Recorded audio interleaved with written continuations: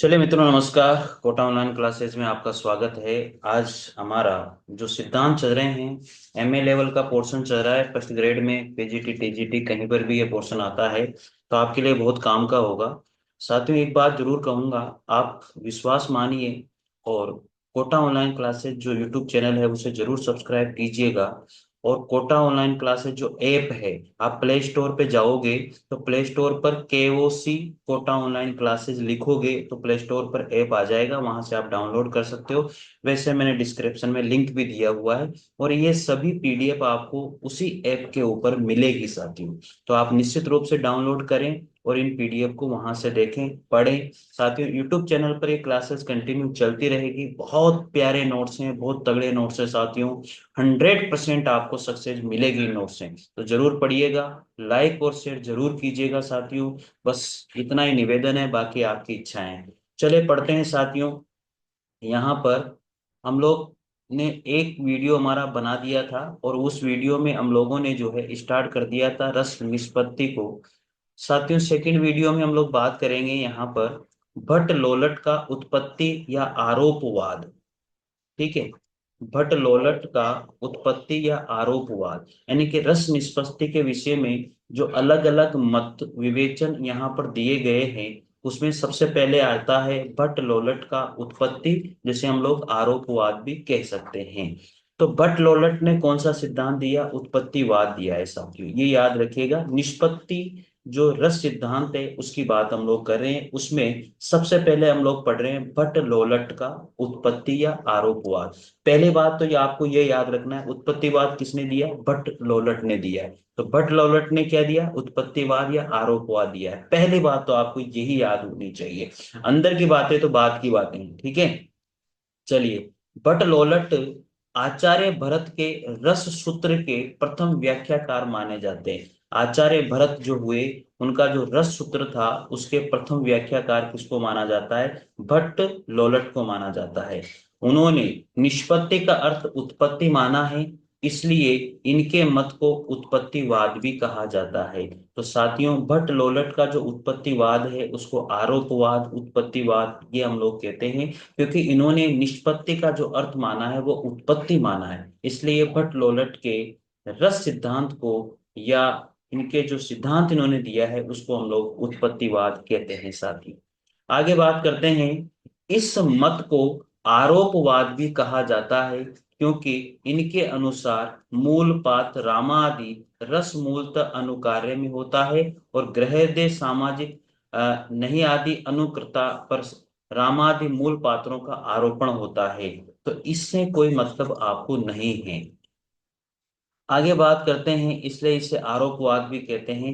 भट्ट लोलट के अनुसार विभाव अनुभाव एवं संचारी भावों के सहयोग से स्थायी भाव उपचित यानी कि परिपक्व होकर रस रूप में बदल जाता है, इसलिए इसे उपचयवाद भी कहते हैं। साथियों, भट्ट लोलट का जो उत्पत्तिवाद है, आरोपवाद है, उसे हम लोग उपचयवाद भी कहते हैं।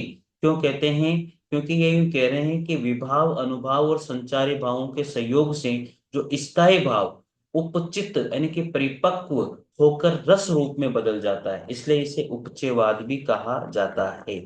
भट्ट लोलट ने सर्वप्रथम स्थायी भाव की ओर ध्यान दिया था, तो ये बात भी आप लोग ध्यान रखिएगा। उन्होंने लिखा है, क्या लिखा है भट्ट लोलट ने? उन्होंने लिखा है, वस्तुतः विभावादि तत्वों का संयोग स्थायी भाव से होता है, तभी रस की उत्पत्ति होती है। आचार्य भट्ट लोलट ने रस निष्पत्ति के 3 सोपान माने हैं। कौन कौन से सोपान माने हैं? 3। सबसे पहले उत्पत्ति, दूसरा प्रतीति और तीसरा पुष्टि। 3 सोपान माने हैं। वो लिखते हैं, क्या लिखते हैं साथियों? विभावों से स्थायी भाव या रस की उत्पत्ति होती है, अनुभाव से प्रतीति और संचारी भाव से पुष्टि होती है। तो मित्रों, ये बात भी आप अच्छे से याद रख लीजिएगा। अपने मत की पुष्टि के लिए उन्होंने अ, ध्यान आदि न्याय का सिद्धांत प्रयुक्त किया।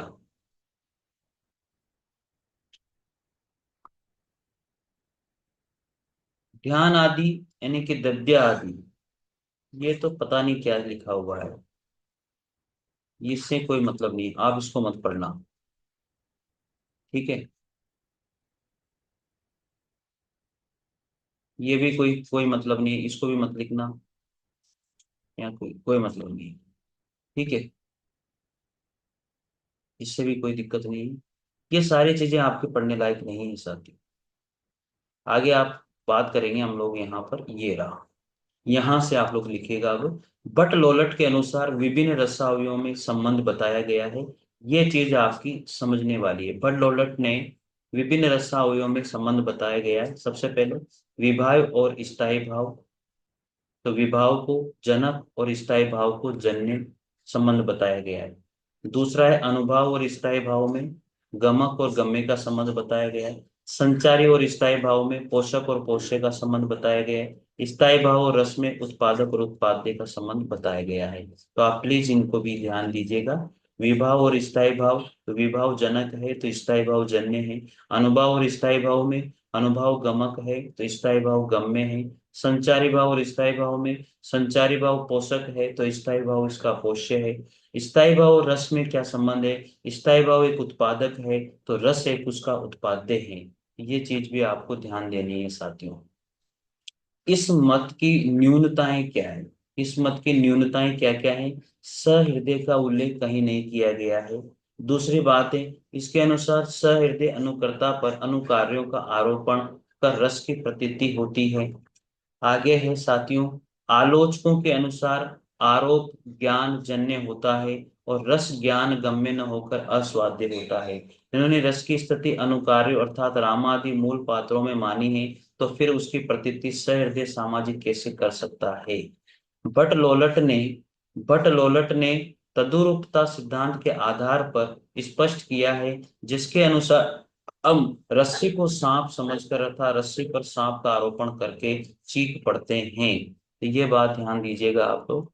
संकुक का अनुमतिवाद सिद्धांत, संकुक का अनुमतिवाद सिद्धांत जो दूसरा सिद्धांत आता है, जिसे हम लोग अगले वीडियो में पढ़ेंगे। ये वीडियो थोड़ा सा छोटा है साथियों, टाइम का अभाव होने की वजह से। लाइक और शेयर जरूर कीजिएगा। Thank you.